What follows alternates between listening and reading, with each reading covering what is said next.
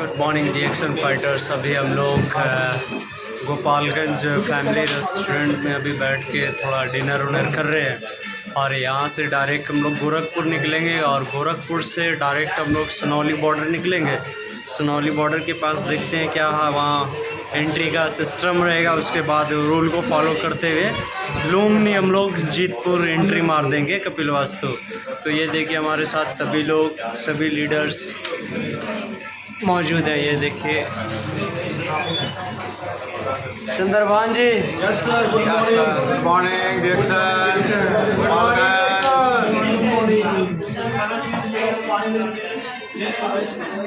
शिशुर भाई good morning. शिशुर भाई load हो जाएगा तो मत बोलिएगा।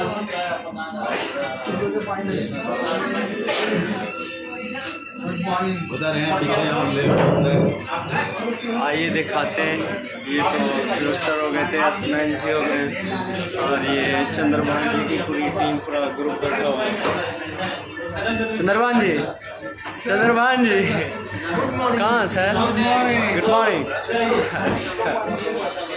ये रंजीत सर है और ये फैमिली रेस्टोरेंट के ऑनर हैं, ठीक है।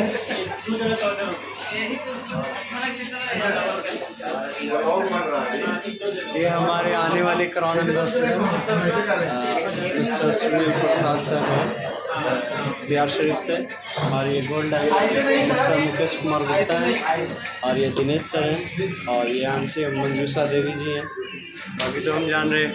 और हम लोग जो अभी आए हुए हैं फैमिली रेस्टोरेंट गोपालगंज के पास मिलेगा।